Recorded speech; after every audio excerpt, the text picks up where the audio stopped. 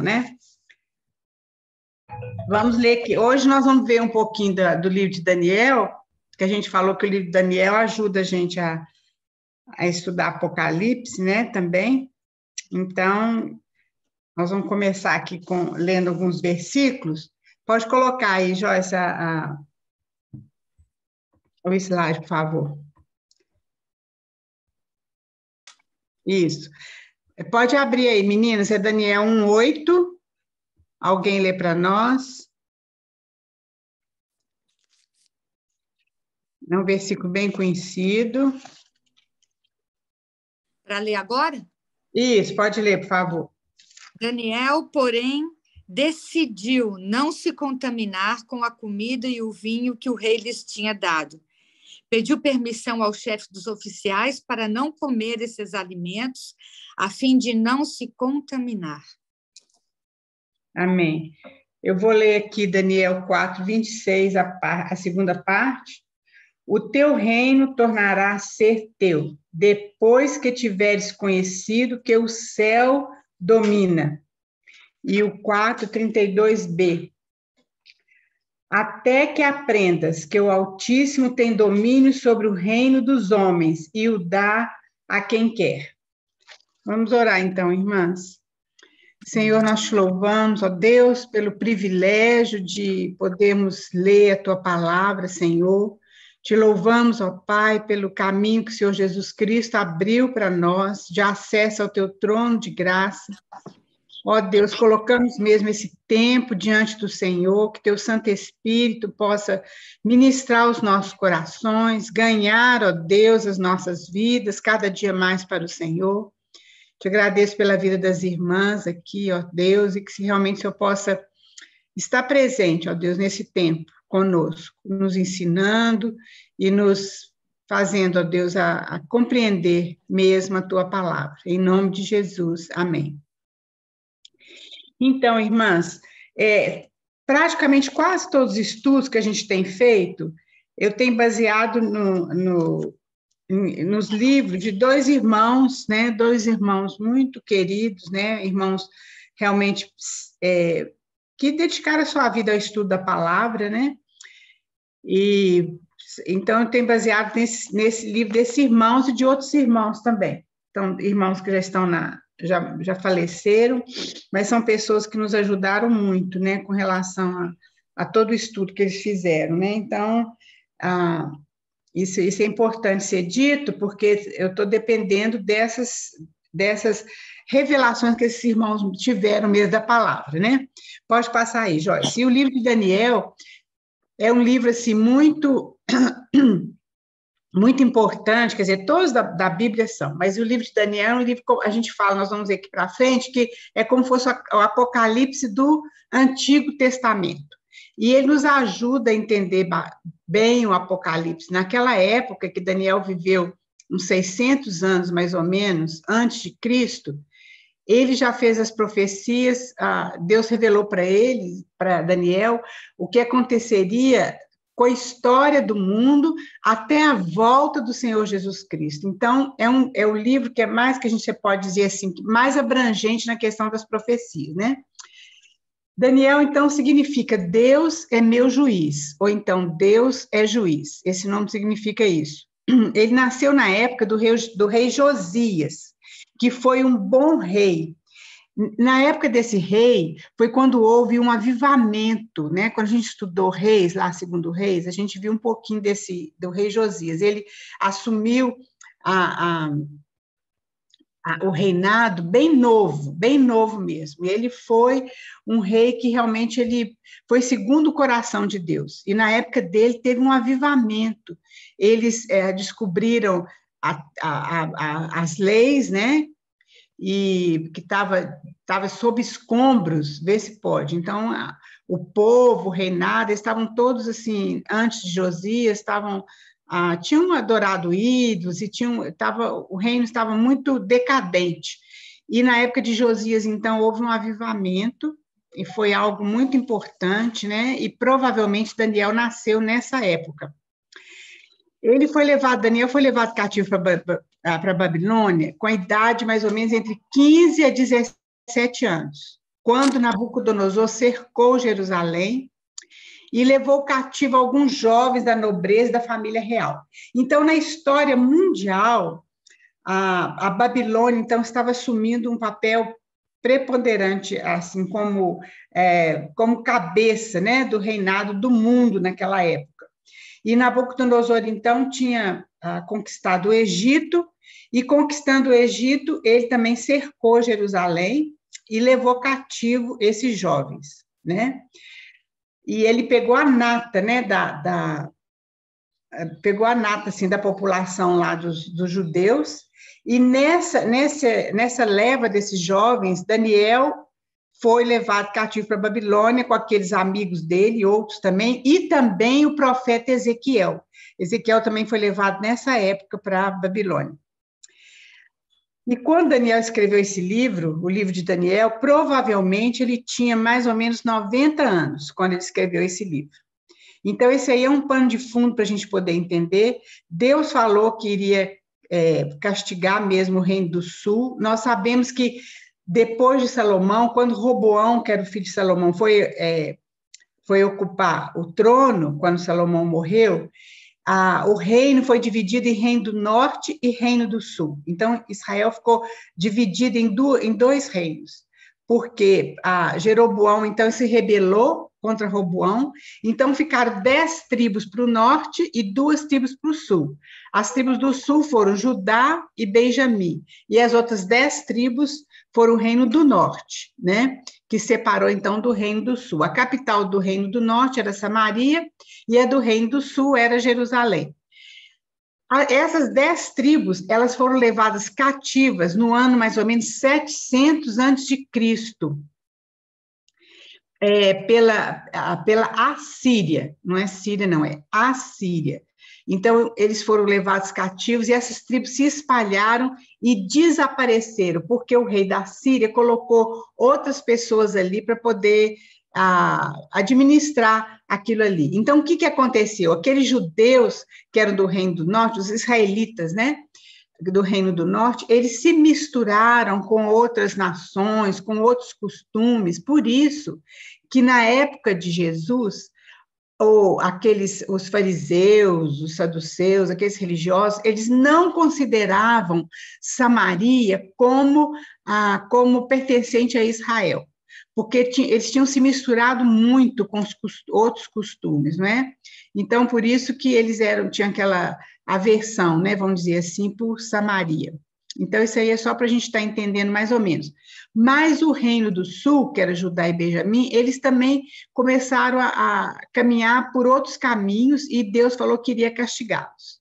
E isso aconteceu mesmo. Então, nessa época, então, Deus permitiu que a Babilônia, então, invadisse Jerusalém e levasse, então, cativo esses jovens, essa nobreza, essa nata, vamos dizer assim, da civilização judaica, né, lá para a Babilônia. Então, isso é mais ou menos um pano de fundo, né, para a gente poder entender mais ou menos a situação. Pode passar, Joyce, por favor. Nós vemos as características de Daniel. Daniel, ele realmente era uma pessoa diferenciada, tanto ele quanto seus amigos, porque ele realmente foi aquele versículo que a gente leu, né, que a gente conhece bastante, que ele determinou no coração dele não se contaminar com as iguarias do rei. Ora, Daniel e seus amigos, eles foram para dentro do palácio de Nabucodonosor. E naquela época, gente, era o reino mais importante do mundo.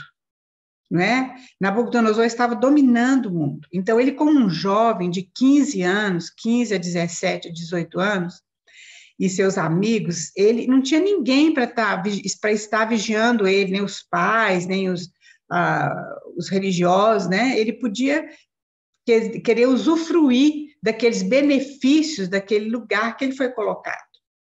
Mas ele tinha um coração voltado para o Senhor. Então, a gente ouve muito as pessoas falar, não, mas Daniel, ele foi usado na política, né, do mundo daquela época, fala sobre José, mas a gente esquece de saber a índole, né, a personalidade de Daniel, o que estava no coração daquele rapaz, naquela época, o rapaz daquele homem, né? E como Deus pôde usar Daniel vamos dizer assim, na política mundial, porque Daniel tinha o coração dele voltado para o Senhor. Então, nós vamos ver aqui as características dele. Ele era um homem de Deus. Alguém vai abrindo aí os versículos para a gente ler rapidinho? Daniel 6:20. Ele era conhecido como o Deus de Daniel. Então, as pessoas conheciam Deus assim, como o Deus de Daniel. Algumas pessoas no Antigo Testamento são chamadas, por exemplo, o Deus de Abraão, o Deus de Isaac, o Deus de Jacó, não é? Então, quando a pessoa é identificada assim, o Deus, como é o Deus de Daniel, é porque aquela pessoa realmente ela tinha algo que fazia lembrar Deus, né? Então, isso é uma coisa muito, um título muito importante. Então, alguém lê Daniel 6:20, por favor, rapidinho. Quando chegou lá, gritou angustiado: Daniel, servo do Deus vivo, o Deus a quem você serve tão fielmente, pôde livrá-los dos leões. Livrá-lo. Isso aí nós vamos ver depois que isso aí já não é nem no Império Babilônico, isso já foi no Império Medo-Persa, né? Na época de Dario. Mas olha só, nós vamos ver isso, como Daniel, ele foi usado na corte babilônica, e depois, quando os medos e persas invadiram a Babilônia, Daniel continuou. Então, a gente pode ver que Daniel ele tinha um caráter tão sério que ele continuou, ele não foi, porque normalmente o reino que conquistava o outro, ele destruía, matava aquelas pessoas, mas Daniel ele foi conservado, porque com certeza ele tinha uma característica muito forte, né? Agora, ele era um homem muito amado. Alguém lê Daniel 9:23, Daniel 10:11, rapidinho para nós também. No princípio das tuas súplicas saiu a ordem e eu vim para tu declarar, porque os muito amados considera, pois, a coisa e entende a visão. Então, ele está falando que Daniel era muito amado, né? Agora, Daniel 10:11.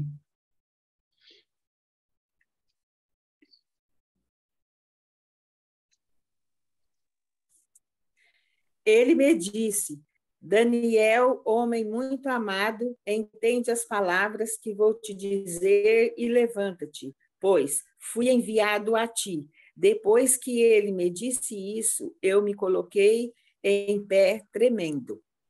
Isso, então, desses dois lugares, o anjo fala que Daniel era muito amado.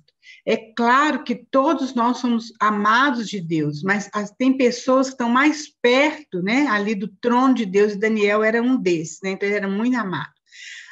Ele era puro, então a gente já leu esse versículo que fala que ele resolveu no seu coração não se contaminar, né, então nós já lemos esse versículo, Daniel 1:8. Ele era humilde, então Daniel 1:27 e 28, quando ele foi interpretar o sonho de Nabucodonosor, né? Alguém lê para nós. Acho que eu coloquei errado esse é 2, acho que é 2:27, 28. 2:27, 28. Eu vou ler aqui que eu já abri. Respondeu Daniel na presença do rei e disse: o mistério que o rei exige, nem encantadores, nem magos, nem astrólogos o podem revelar ao rei. Mas há um Deus no céu, o qual revela os mistérios, pois fez saber ao rei Nabucodonosor o que há de acontecer nos últimos dias. Então, ele fala que não era ele, mas era o Deus que estava revelando aquele sonho para Nabucodonosor. Essa referência aí está errada, irmãs, é 2:27, 28. Ele era íntegro. Nós vamos lá no livro de Ezequiel, é um livro antes de Daniel, né? Lá em Ezequiel, alguém abre para nós, capítulo 14. Ezequiel, então, foi contemporâneo de Daniel, né? Eu já falei isso. Ezequiel 14, versículo 14 e versículo 20. Alguém lê para nós. Mesmo que Noé, Daniel e Jó estivessem ali, sua justiça não salvaria ninguém, a não ser eles mesmos, diz o Senhor. Agora o 20. Isso, 20. Tão certo como eu vivo, diz o Senhor soberano, ainda que Noé, Daniel e Jó estivessem ali, não seriam capazes de salvar seus filhos nem suas filhas. Somente eles seriam salvos por sua justiça. Aí, é a integridade dele, né? A fidelidade, então, Daniel 6:10.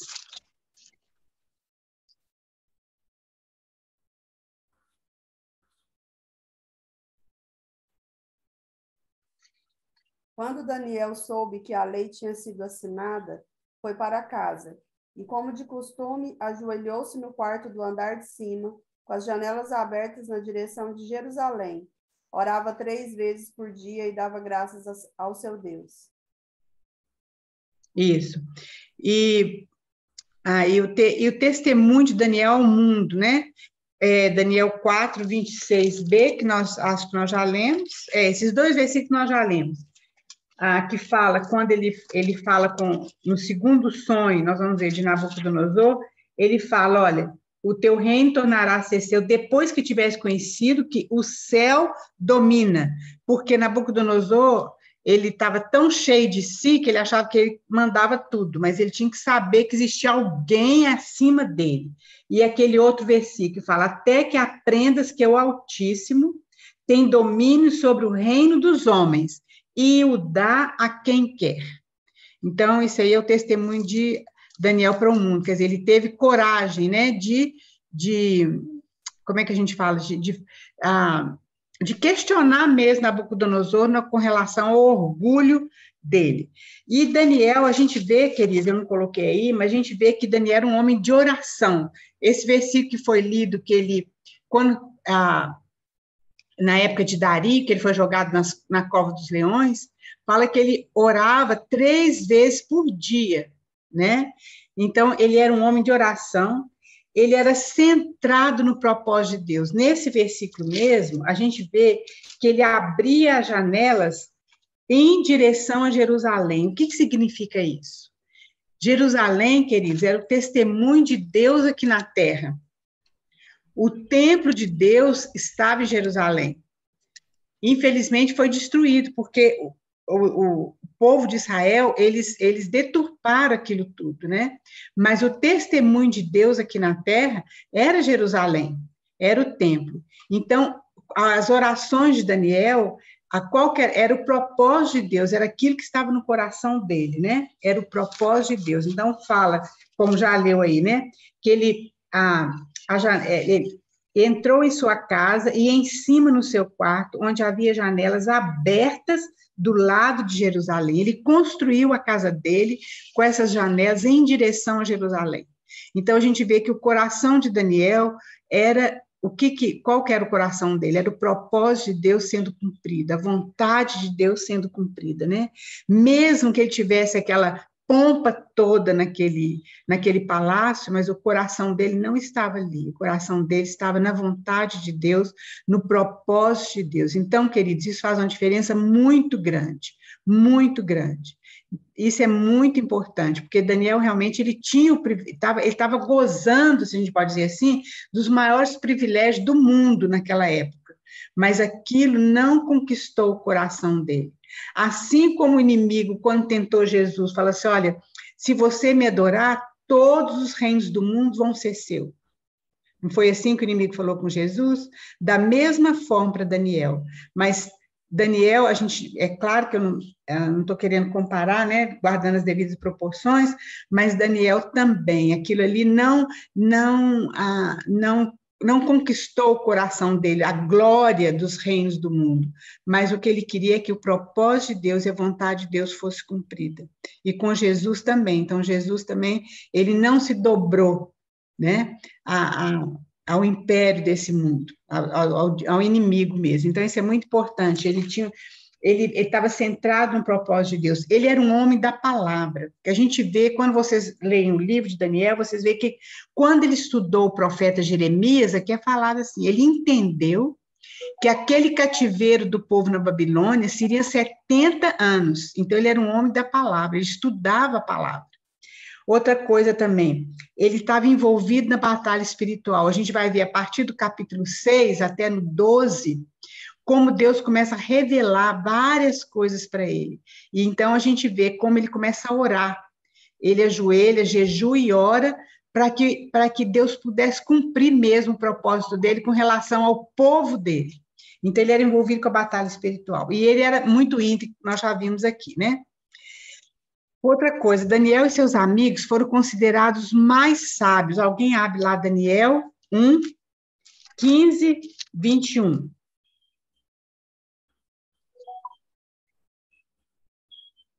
Alguém lê para nós, por favor. Passados os 10 dias, Daniel e seus 3 amigos pareciam mais saudáveis e bem nutridos que os outros rapazes que se alimentavam da comida do rei.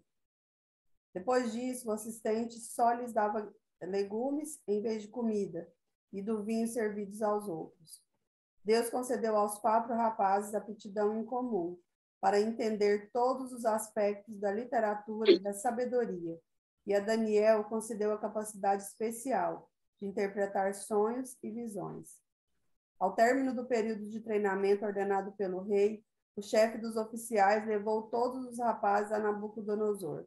O rei conversou com eles e nenhum o impressionou tanto quanto Daniel, Ananias, Misael e Azarias, e assim passaram a servir o rei. Sempre que o rei consultava sobre alguma questão que exigia sabedoria e discernimento, observava que eles eram 10 vezes mais capazes que todos os magos e encantadores do seu reino. Daniel continuou no palácio até o 1º ano do reinado de Ciro. Olha só. Então, a gente aqui, eles tinham falado, Daniel tinha falado com a pessoa que estava cuidando deles, né, que eles queriam comer apenas legumes, né, e água. Muita gente fala sobre esse regime aqui, vamos dizer assim, de Daniel, né, e acha que talvez por causa que eles estavam comendo só legumes e água, então eles ficaram mais sábios, mas não é. O que a gente vê aqui é que Deus deu esse conhecimento para eles, foi Deus que deu esse conhecimento. Mas por que Daniel não queria se alimentar com as finas iguarias do rei? Porque aquela comida toda era oferecida aos ídolos, antes das pessoas comerem. Então, Daniel, ele quis se guardar, né? Ele quis se guardar mesmo, né? Como, vamos dizer assim, é uma maneira de se santificar. E isso é muito importante para a gente ver aqui, queridos, que realmente o nosso corpo, ele pertence ao Senhor, ele é o templo do Espírito Santo. E nós precisamos saber aquilo que nós podemos Paulo fala ali que todas as coisas me são lícitas, mas nem todas me convêm. Todas me são lícitas, mas nem todas edificam. Então, a gente precisa realmente ir diante do Senhor e saber aquilo que realmente faz essa diferença na nossa vida, porque tem muita coisa que não tem problema nenhum, não tem problema, não é um pecado, mas pode ser um embaraço. Então, isso é importante na vida de Daniel e dos amigos dele. Então, Deus deu sabedoria a eles mais do que todos. Aqui está falando que eles eram considerados 10 vezes mais sábios do que todas as outras pessoas que eram considerados sábios ali no reino lá de Nabucodonosor, não é? Então, Daniel e seus amigos, eles estavam não só no topo do poder mundial daquela época, mas também no quartel general das trevas do inimigo. Então, queridos, esse é o sistema do mundo, né? Nós vamos ver mais para frente, mas eles estavam ali bem próximos, né? Do quartel-general das trevas, que era aquele palácio, ao mesmo tempo que diante do homem era aquela suntuosidade, aquele luxo, né? Mas, e poder, mas aquilo também estava envolvido nas trevas, né? Do inimigo. Pode passar, Joyce, por favor.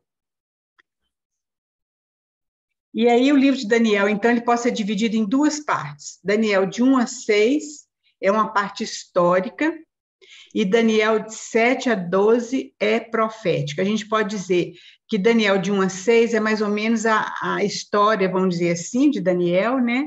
E de 7 a 12, então, é o ministério dele. E as profecias, já falei sobre isso, as profecias de Daniel cobrem a história mundial, até a volta de Cristo, é uma das profecias mais abrangentes na Bíblia, né?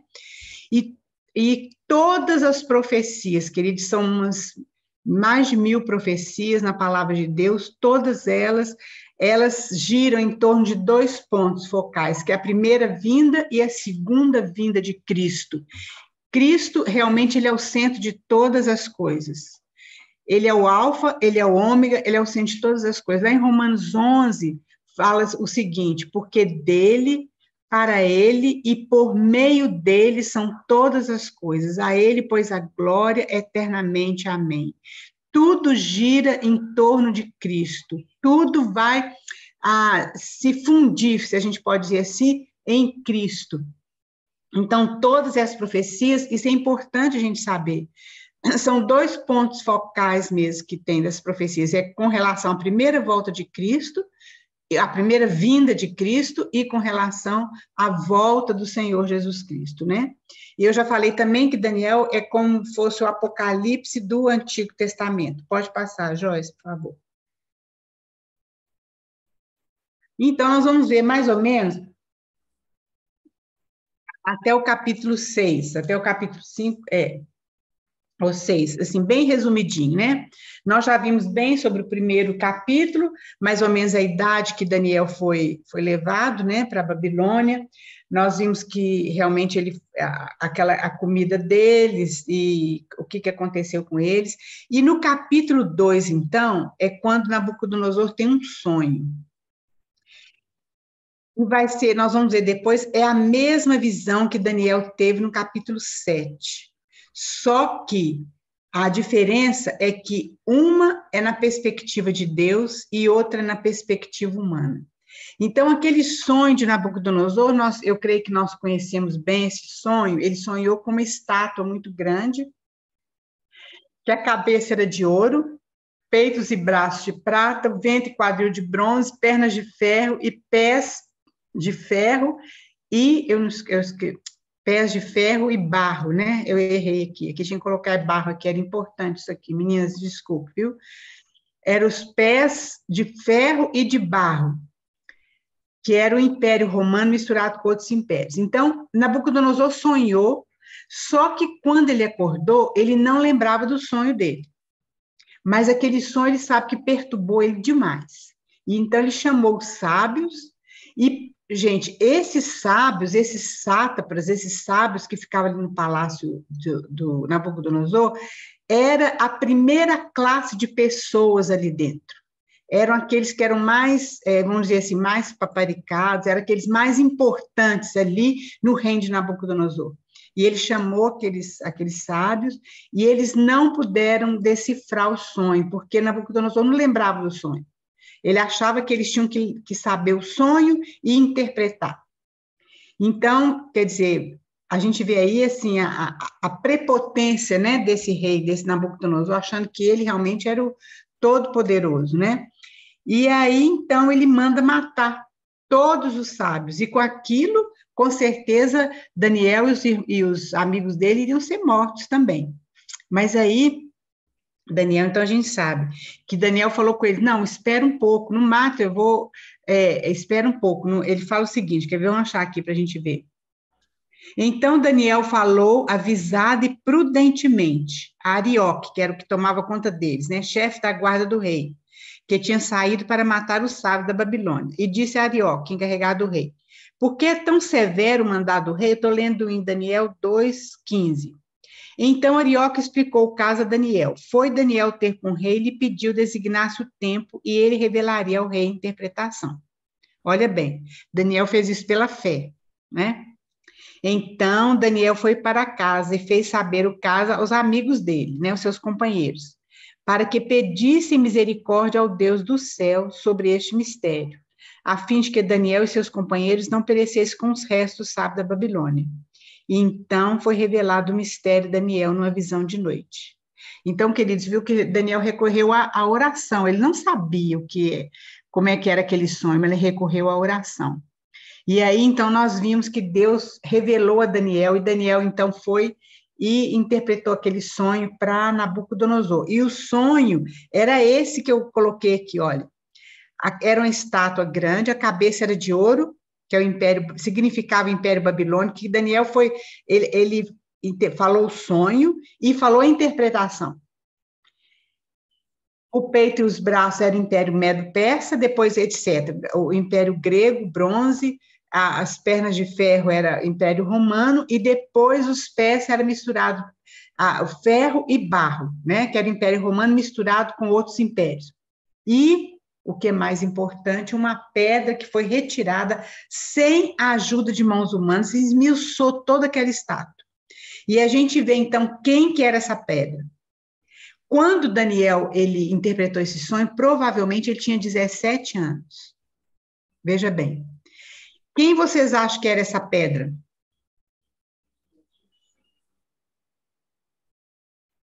Alguém pode falar aí? O que acha?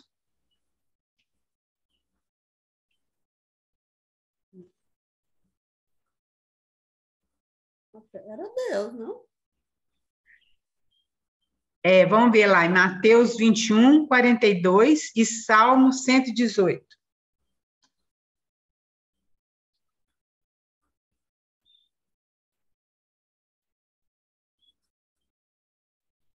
Salmo 118, 22.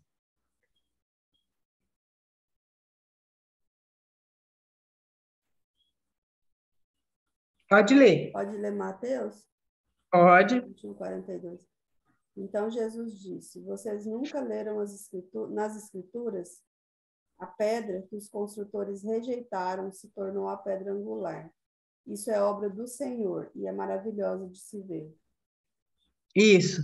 Lá no 118, 22 é o mesmo versículo. Quer ver? Alguém abriu aí para ler para nós?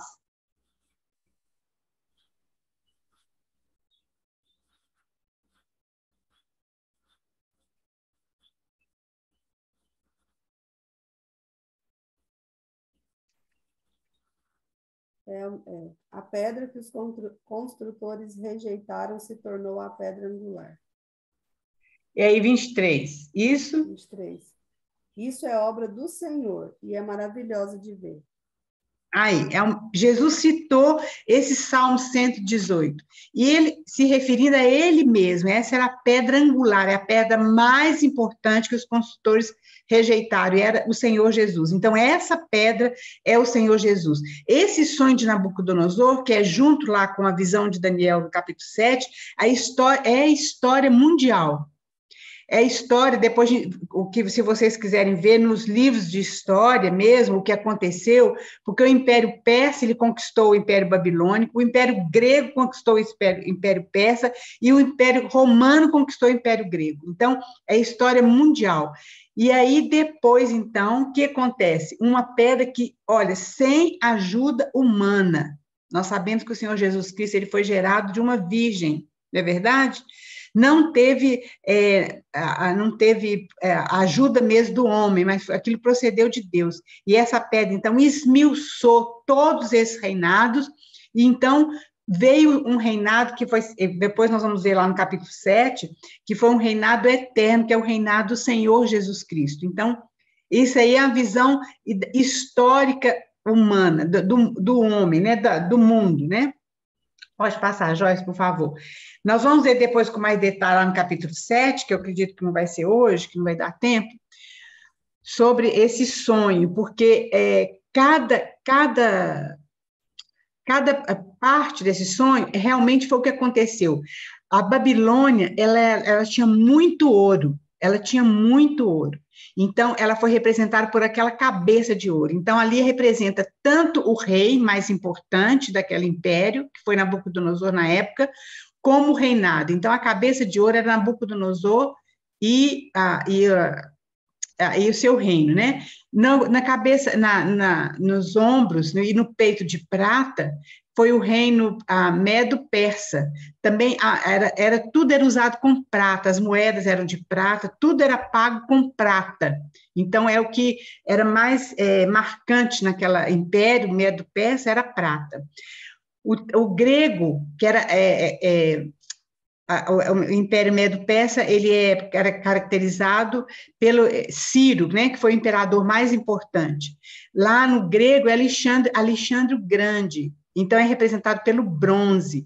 Ali no Império Grego, tudo era de bronze, era muita coisa de bronze, né? E no Império Romano, que era o Quarto Império, é ferro.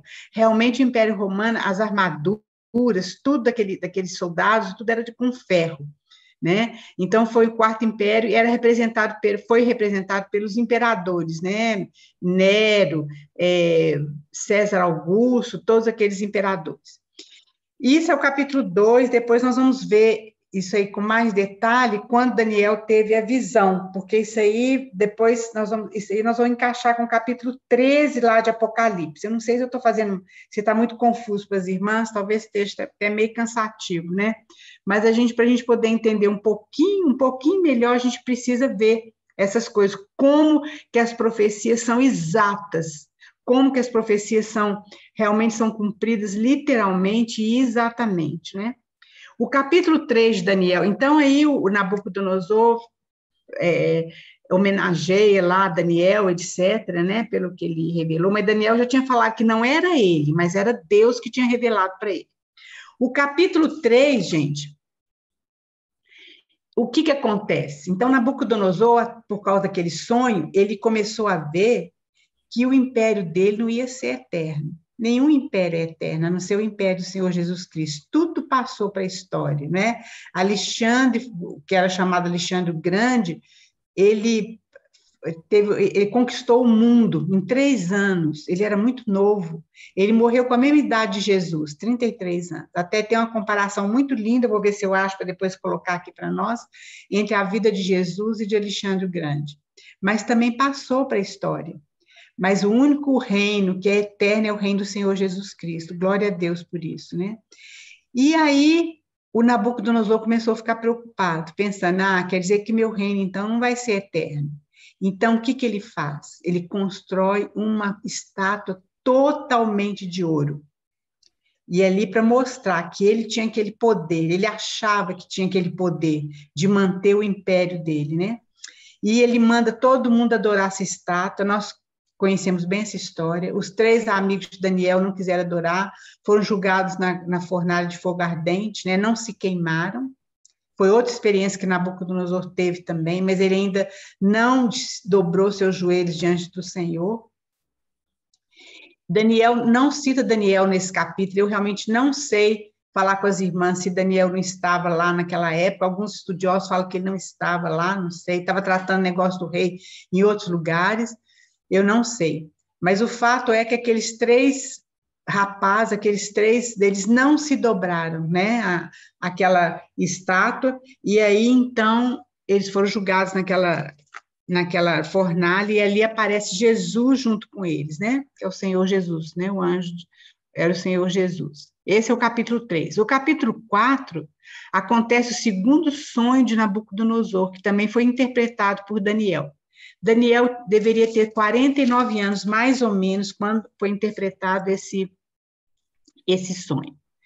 E aí, eu não vou falar, vocês podem ler lá, o Nabucodonosor sonhou que era uma árvore muito grande, que essa árvore foi cortada e colocada em cadeias, e aí, então, Daniel interpreta esse sonho, e foi quando Daniel fala com ele, olha, isso vai acontecer com você, se você não colocar um basta nos seus pecados, se você não reconhecer que existe um Deus que está acima de você e que reina, é o que aquele versículo que a gente leu, olha, ele domina sobre os homens. Esse capítulo 4, irmãs, é muito importante a gente ler, porque Nabucodonosor dá um testemunho aqui, porque ele olha para o céu e ele fala o seguinte, olha, eu vou ler aqui, no 4, versículo 34, o próprio Nabucodonosor fala assim, mas ao fim daqueles dias, eu, Nabucodonosor, levantei os olhos ao céu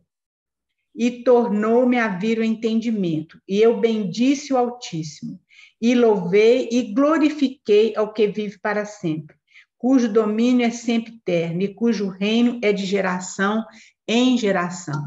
Então, veja bem, Nabucodonosor, ele viveu como um bicho durante 7 anos. Ele começou a pastar. Isso é real. queridos. E isso, na história, quando a gente lê a história da Babilônia, nesse período de tempo, não fala nada de Nabucodonosor, nada. Foi exatamente nesse tempo. Fala que as unhas deles cresceram, os cabelos cresceram, e ele pastava, igual um animal, igual um bicho. Até que ele levantou os olhos do céu e reconheceu que Deus realmente ele está acima de todas as coisas, é Deus que reina. Antes disso, ele se orgulhou, ele estava passeando nos jardins lá e falou assim, olha, esse é o reino que eu construí. Ele se enalteceu, se orgulhou, e a partir daquele tempo, fala assim, olha, passeando sobre o palácio real da cidade da Babilônia, falou o rei e disse, não é esta grande Babilônia que eu edifiquei para a casa real, com o meu grandioso poder e para a glória da minha majestade? Veja bem o orgulho de Nabucodonosor. É importante a gente saber, queridos, que Nabucodonosor, ele fortificou a Babilônia de tal forma que ele podia resistir a qualquer guerra durante 20 anos. Ele tinha alimento ali dentro da Babilônia. Ele fortificou os muros, tinha um rio que passava no meio, dividia a cidade em duas partes, e era tudo assim muito fortalecido, muito fortificado. Ali, humanamente falando, era dificílimo aquela cidade ser conquistada pelo inimigo, mas ela foi porque Deus já tinha determinado isso. E a gente vê, então, que depois, então, Nabucodonosor já tinha morrido, e mais para frente, então, o Ciro, né, o Império Medo-Persa, conquista aquela cidade, porque nenhum reino é eterno, apenas o reino do Senhor Jesus Cristo é eterno. E aí, o capítulo 5, então, Daniel interpreta aquela escritura na parede, é quando acontece o fim do Império Babilônico. Daniel provavelmente tinha 81 anos, quando isso aconteceu. É interessante porque aí Ciro, né, Dario, é o governante, então, Medo-Persa, ele conquista ali a Babilônia, Daniel continua no império como conselheiro, como sábio, no Império Medo-Persa, né?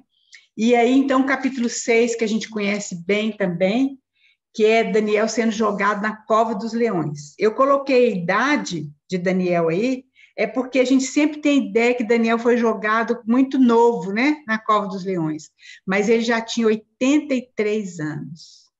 Foi no Império Medo-Persa, não foi no Império Babilônico. Então, queridos, eu não sei se tem mais um slide aí, Joyce. Será que é?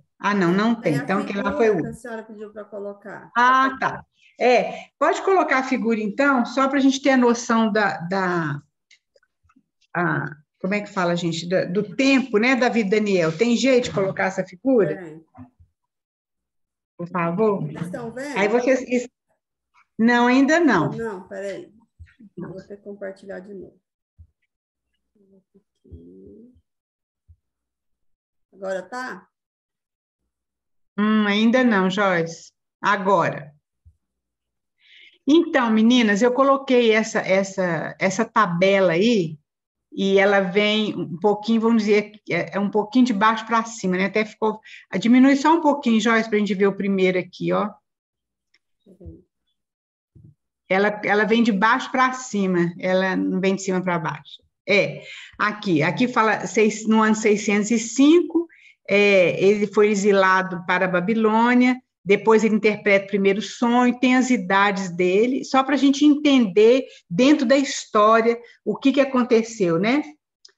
A referência ao rei, e mais ou menos a idade de Daniel aqui, né?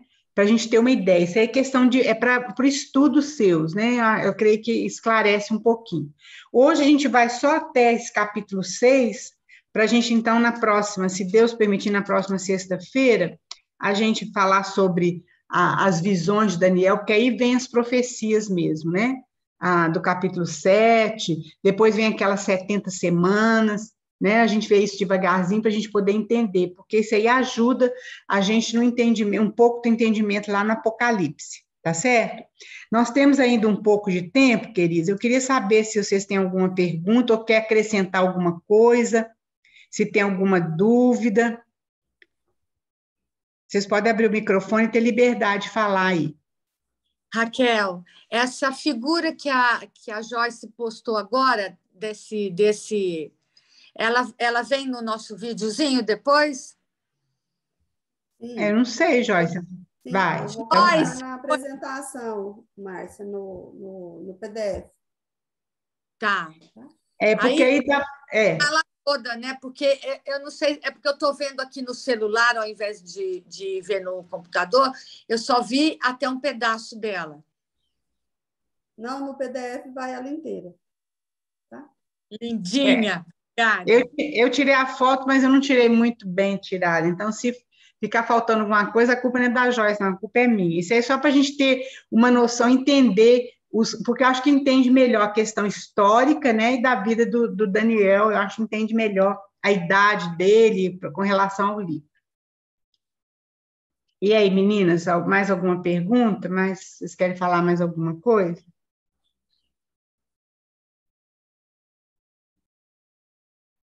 Mas eu queria comentar, né, que a história de Daniel inspira a gente, né, porque ele, a primeira vez que eu li, eu achava que ele já era velho, assim, que ele já foi levado para a Babilônia velho, assim, mais velho, né, quer dizer, não velho.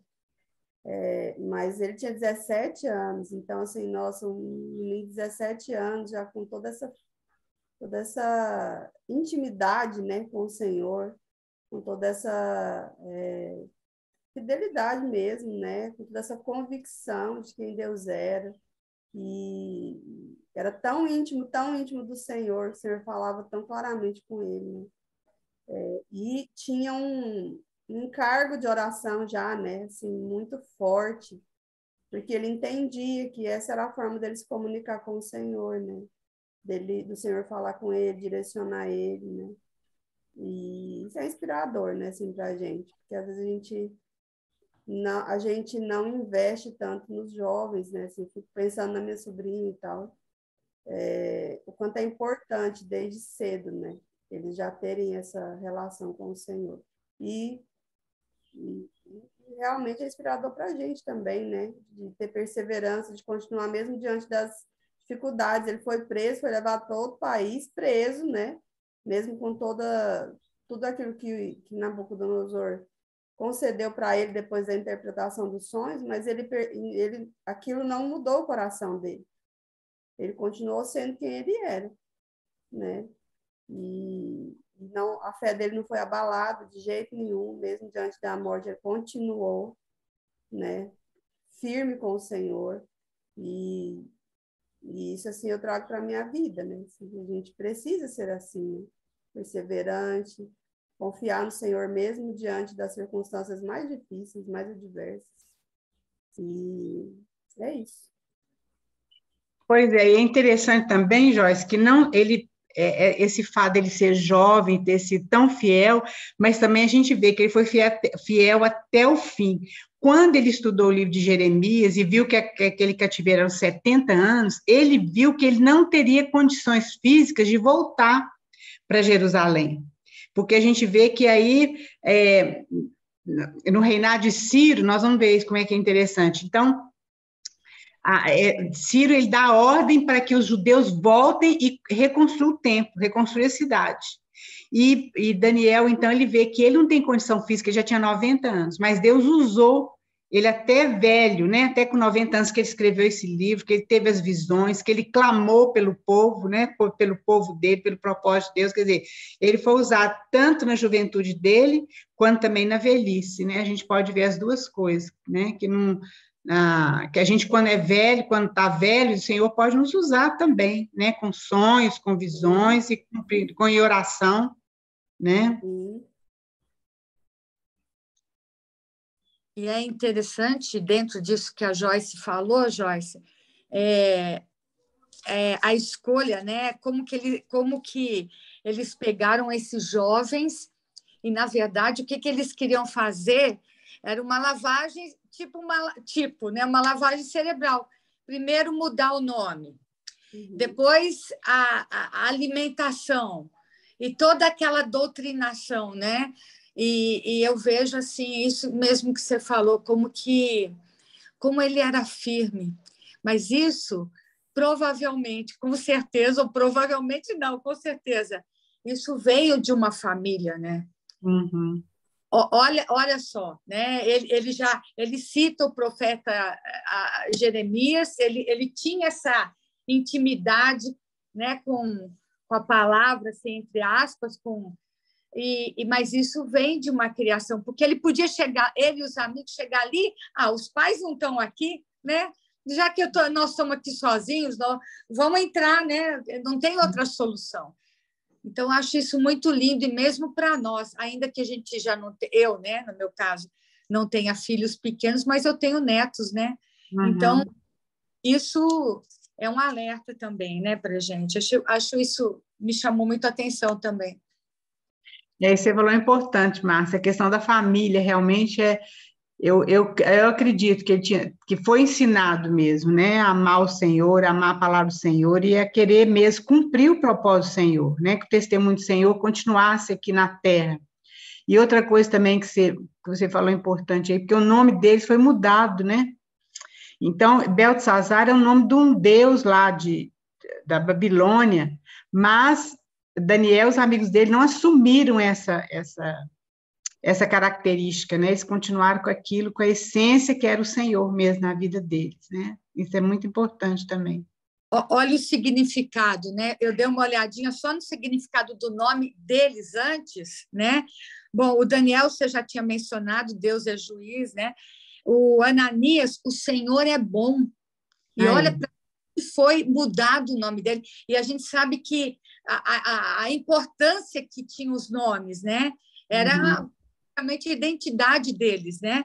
Misael, quem é como Deus? E Azarias, Deus, o Senhor, né? E mudado, né? É muito bonito isso. Realmente o mundo quer mudar a nossa essência, né? Que é o Senhor, mas isso não pode ser mudado, não, em nome de Jesus, né? Essa lição é muito importante.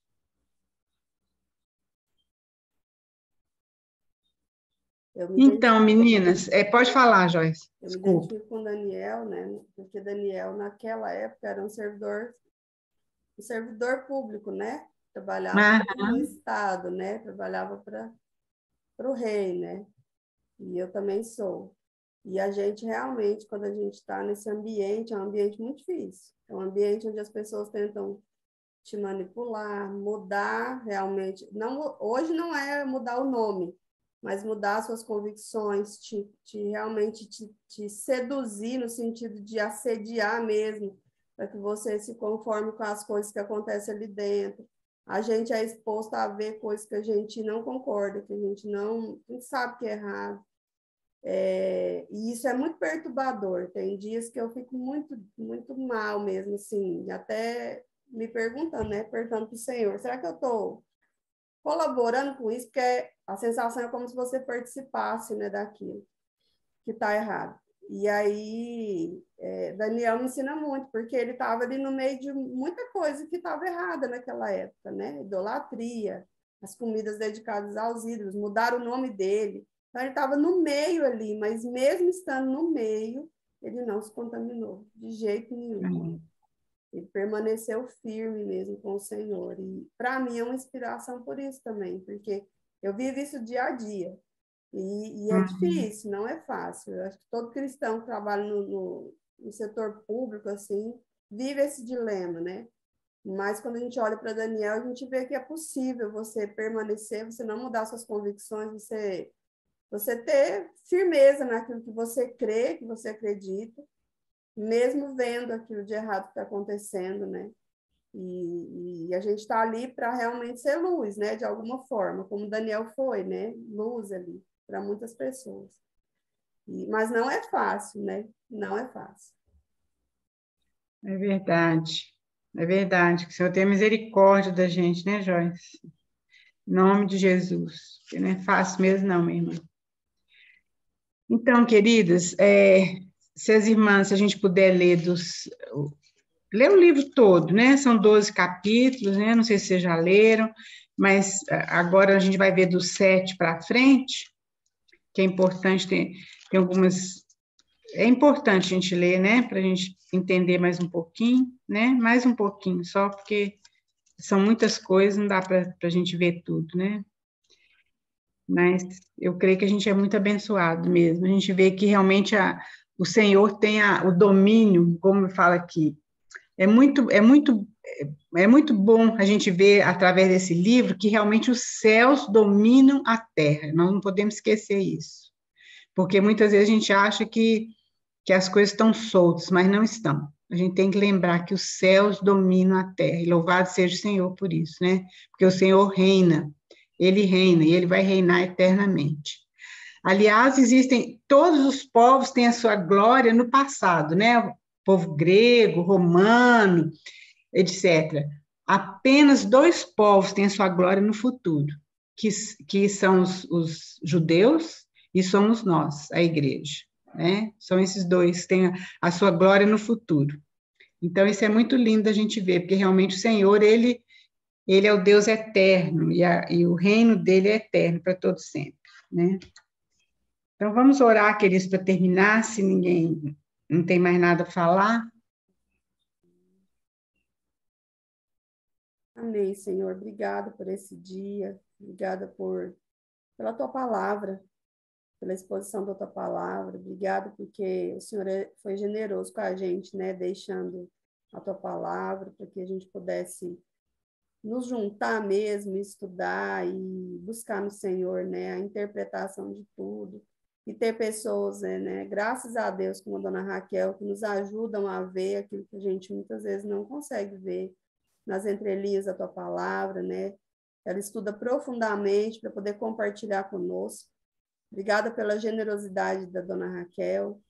Pai, que essa palavra, né, esse estudo ministrado sobre nós hoje, nessa manhã, possa achar lugar mesmo na nossa mente, no nosso coração, na nossa vida, para que possamos mesmo, ó Deus, ser inspirados por Daniel, inspirados pela tua palavra, inspirados pelo Senhor, Pai, que é o centro dessa palavra. Que o Senhor Amém. possa mesmo nos inspirar, ó Deus, a sermos firmes, para continuarmos, ó Deus, crendo no Senhor e confiando no Senhor e sendo dirigidos pelo Senhor, independente do lugar onde a gente esteja. Que a gente não seja mesmo contaminado e nem manipulado pelas coisas desse mundo que não agradam ao Senhor. Como a dona Raquel disse, o Senhor continua no controle, o Senhor continua dominando sobre esse mundo. E que nós tenhamos essa convicção, né? Esse entendimento claro em tudo que a gente fizer. Em nome de Jesus, Pai, que o Senhor possa mesmo nos fortalecer para que continuemos firmes no Senhor, firmes na tua palavra, firmes na convicção daquilo que o Senhor tem ministrado sobre nós, né, nesse estudo. O Senhor possa mesmo, ó Deus, nos abençoar nesse fim de semana, que tenhamos um fim de semana em paz, na comunhão com o Senhor, na comunhão com os irmãos. Abençoa, ó Deus, a casa de cada um, Senhor, de cada uma de nós aqui. Abençoa a casa da dona Raquel, das filhas dela, Pai. Em nome de Jesus, que o Senhor possa retribuir mesmo a ela tudo que ela tem se empenhado em fazer para nos ajudar, né, a conhecer mais e mais a tua palavra, Pai. Nós te louvamos, te agradecemos, te bendizemos nessa manhã, em nome de Jesus. Amém. Amém, meninas. Muito bom a gente estar aqui. Deus abençoe cada uma, viu? Um bom fim de semana. Obrigada, gente. Obrigada, viu, queridas? Beijo grande. Deus abençoe. Um bom fim de semana para todo mundo, viu? Deus abençoe.